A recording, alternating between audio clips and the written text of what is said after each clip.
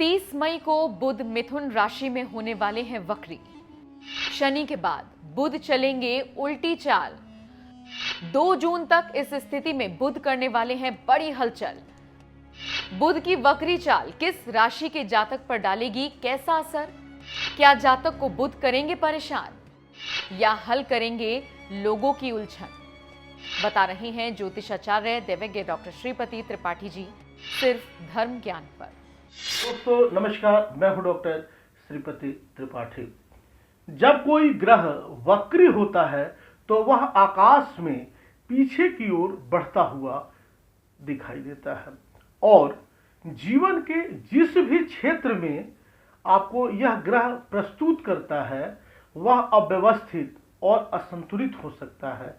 चूंकि बुध संचार, वाणिज्य, बिक्री, विपणन, यात्रा और छोटे भाई बहनों का कारक ग्रह है, इसलिए आप अपने और अपने परिवार, दोस्तों, सहकर्मियों के बीच में बहुत गलतफहमियों का शिकार हो सकते हैं। बुध की वक्री और अवधि में संचार करते समय बहुत ही सावधान रहने की आवश्यकता है, बहुत ही सावधान रहने की जरूरत है। इसके अलावा इस अवधि के दौरान आपके कंप्यूटर भी प्रभावित होंगे क्योंकि वे जानकारी का एक बहुत बड़ा स्रोत हैं और बुध के आधिपत्य में ये आते हैं। यानी आपका जो कंप्यूटर है, आपका जो मोबाइल है वह क्रैश हो सकता है, डेटा की हानि हो सकती है और सामान्य समस्याओं से भी आप परेशान हो सकते हैं। आपको फाइलों का खासकर बैकअप लेने की सलाह दी जाती है। आप अपने कंप्यूटर के जो फाइल हैं उसको आप सेव कर लें। किसी व्यक्ति के व्यक्तित्व और चरित्र पर बुध के वक्री का बहुत प्रभाव पड़ेगा। इस गोचर के दौरान व्यक्ति के व्यवहार में परिवर्तन आसानी से देखा जा सकता है। यह जो घटना है व्यक्ति की संचार और निर्णय लेने की क्षमता को यह प्रभावित करती है क्योंकि वे इस अवधि के दौरान गलत निर्णय ले सकते हैं और बाद में इसके बुरे परिणामों का सामना करना पड़ सकता है। खासकर बुध 30 मई 2021 को प्रातः 3:47 पर मिथुन राशि में वक्री हो जाएंगे और फिर 3 जून 2021 को तड़के दिन में 3:46 में वृषभ राशि में गोचर कर जाएंगे। आइए आपको इस वीडियोस के माध्यम से बताते हैं कि सभी राशियों पर इसका क्या प्रभाव पड़ेगा। यह जो है गोचर क्या परिणाम लेकर आपकी राशियों के लिए लेकर आया है। मेष राशि के जातकों के लिए बुध तीसरे और छठे भाव का यह स्वामी है, इसलिए तीसरे घर में बुध का वक्री होना आमतौर पर इस राशि के जातकों के संचार को प्रभावित करेगा। मेष राशि के जो लोग हैं, जो व्यक्ति हैं, जो जातक है, इस दौरान आगे बढ़ना तो चाहेंगे लेकिन किसी न किसी वजह से रुकावटें आएंगी। आपको यह सलाह दी जाती है, मशवरा दी जाती है कि अपने वाणी पर, अपने शब्दों पर आप ध्यान दें और लोग आपके बारे में क्या कहते हैं इस पर भी आप ध्यान दें। उपाय के लिए आपको गलत सोच को आपको दूर करने और बुरे फैसले न लेने का सबसे अच्छा उपाय है आपका ध्यान, इसलिए आप ध्यान करें। वृषभ राशि के जातकों के लिए बुध ग्रह जो है दूसरे और पांचवें घर का स्वामी है। बुध का वक्री आपके दूसरे घर में हो रहा है जो वित्त, आपके लिए धन, भाषण और परिवार का प्रतिनिधित्व करता है। इस अवधि के दौरान आपको अपने वित्तीय मामले को लेकर बहुत सावधानी बरतने की आवश्यकता है। आप ध्यान रखें कि त्वरित सौदों या तेज लेन देन करने से इस दौरान आपको बचना चाहिए। वित्तीय मामलों की समीक्षा करने के लिए आप समय ले लें और विकास प्राप्त करने के लिए सही आप विचार बनाएं। उपाय के लिए आपको क्या करना है कि इस अवधि के दौरान अपने कार्यालय, घर में प्रतिदिन हल्का आप कपूर जलाएं।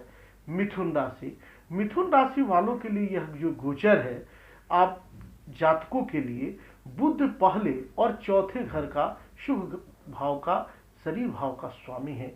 बुध का वक्री आपके आत्म, आपके व्यक्तित्व, आपकी कार्रवाई के प्रथम घर में हो रहा है। चूंकि मिथुन राशि संचार का प्रतिनिधित्व करती है, यह जो राशि है आपको खासकर आपको गलतफहमियों का शिकार होने से इस दौरान आपको बचना होगा, क्योंकि आप इस दौरान अपनी बातों को लेकर अपनी स्पष्टता नहीं रख पाएंगे, मतलब अस्पष्ट हो सकते हैं और बहुत ज्यादा गपशप कर सकते हैं। इस अवधि के दौरान पुराने मित्र पुनः आपसे जुड़ सकते हैं। अपने आत्मविश्वास को विकसित करने के लिए आपको ध्यान रखना चाहिए, अपने अधूरे सभी कामों को पूरा आप करें और अपने विश्वास को मजबूत करने के लिए निश्चित रूप से नए तरीके, नए इजाफा करें, उसे खोजें। उपाय के लिए आपको क्या करना है, भगवान गणेश जी का संकट नाशन की इनकी पूजा करें या संकट नाशन स्तोत्र का पाठ करें। कर्क राशि के जातकों के लिए बुध तीसरे और 12वें घर का स्वामी है।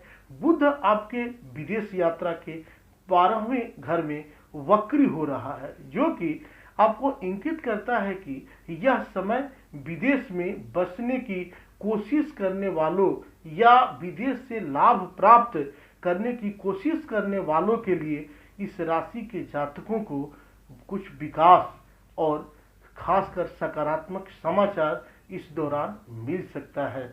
मतलब विदेश से भी आपको लाभ मिल सकता है।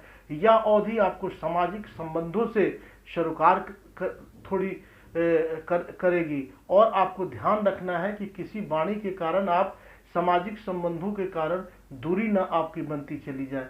खासकर त्वचा और आंखों से संबंधित कुछ दिक्कतें हो सकती हैं, इसलिए अपने स्वास्थ्य की आप उचित देखभाल करें। उपाय के लिए आपको क्या करना है कि बुधवार के दिन भगवान गणेश को दुर्वा घास आप अर्पित करें। सिंह राशि के लिए आपको करना क्या है, सिंह राशि के जातकों के लिए बुध तीसरे और 11वें घर का स्वामी होता है। आपको बुध का वक्री आपके लाभ सफलता के एकादश भाव में हो रहा है, जो इंगित करता है कि आपको अपने पुराने दोस्तों के साथ जुड़ने का अवसर आपको इस दरमियान मिल सकता है। आपको इस दरमियान बेहतरी करनी पड़ेगी, दोस्तों का साथ मिलेगा। इस दौरान हो सकता है कि आपके द्वारा किए गए निवेश से आपको अच्छा रिटर्न मिलेगा। इस दौरान आपको निवेश से बहुत ज्यादा निवेश से बचने की सलाह दी जाती है, क्योंकि यह किसी भी तरह की सट्टेबाजी या ट्रेडिंग को खरीदने और बेचने का अच्छा समय नहीं है। इसके बजाय आपको ध्यान देना चाहिए कि अपने निवेश का विश्लेषण करें और दोस्तों और सहकर्मियों की आपको मदद के लिए अपनी विश्लेषणात्मक और सलाहकार क्षमता का आपको उपयोग करना चाहिए और आप इसका उपयोग करें। आपको प्रतिदिन क्या करना है कि 108 बार ओम ब्रांग बिरिंग ब्रौंशः बुधाय नमः मंत्र का आप जप करें। कन्या राशि के जातकों के लिए बुध पहले और 10वें घर का स्वामी होता है। आपके करियर, नाम और प्रसिद्धि के 10वें घर में यह बुध वक्री हो रहा है। वक्री होने के कारण यह और मजबूत हो रहा है, जो बताता है कि विशेष रूप से कार्यस्थल में चुनौतीपूर्ण परिस्थितियां इस वक्री के दौरान पैदा हो सकती हैं। काम को लेकर आपको बता दें कि काम को पूरा करने में देरी, उत्पाद को समय पर न दे पाने से आपको परेशानी या किसी उपकरण के टूटने की इस दौरान संभावना है। साथ ही सहकर्मियों के साथ मतभेद के कारण आपके काम में बाधा आ सकती है। आपको बता दें कि उपाय के लिए आपको क्या करना है कि बुधवार को हरा आपको वस्त्र पहनना चाहिए।